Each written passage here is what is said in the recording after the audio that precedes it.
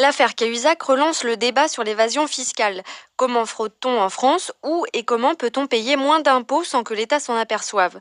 Aujourd'hui, le compte bancaire dans un paradis fiscal est le moyen traditionnel pour ne pas payer d'impôts, mais il existe deux valeurs plus sûres, la création de trusts pour les particuliers et la société offshore pour les chefs d'entreprise. Les deux solutions se réalisent dans des paradis fiscaux, des territoires comme les îles Caïmans, les îles Vierges, où les impôts sont moins importants, voire inexistants, et où le secret bancaire est absolu. Et surtout, dans ces deux solutions, contrairement au compte en Suisse, votre nom n'apparaît nulle part.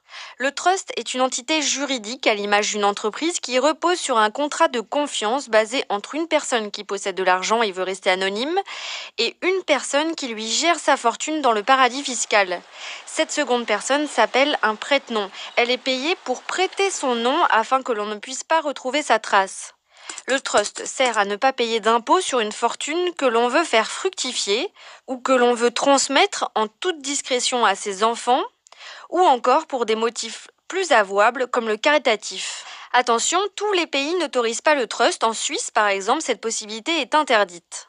Sachez qu'il existe une autre façon de ne pas payer d'impôts pour les chefs d'entreprise, la création de sociétés offshore, offshore qui signifie hors du territoire.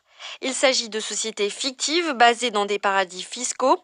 Le patron déclare à l'État français que son entreprise ne lui appartient pas, mais qu'elle appartient à cette société offshore. Par conséquent, les bénéfices peuvent remonter dans les caisses de la société offshore à l'abri du fisc. Et pour effacer le lien entre sa société et celle qui est basée dans le paradis fiscal, le chef d'entreprise paye une personne qui prête son nom afin que l'on ne puisse retrouver sa trace.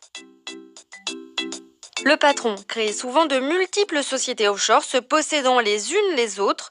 Plus les sociétés offshore sont nombreuses, plus il est difficile de retrouver leurs traces et l'origine du détenteur de l'entreprise.